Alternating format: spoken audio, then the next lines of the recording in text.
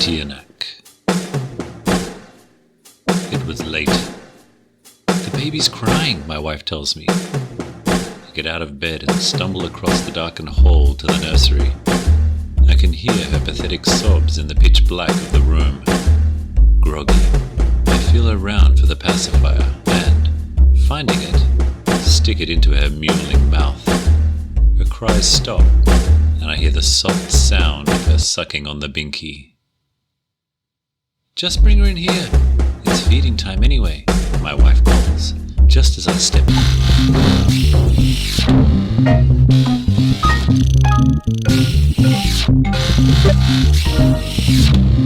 Fitter, happier, more productive, comfortable, not drinking too much, regular exercise at the gym 3 days a week, getting on better with your associate employee contemporaries, at ease, eating well, no more microwave dinners and saturated fats, a patient-better driver, a safer car, baby smiling in backseat, sleeping well, no caffeine, no paranoia.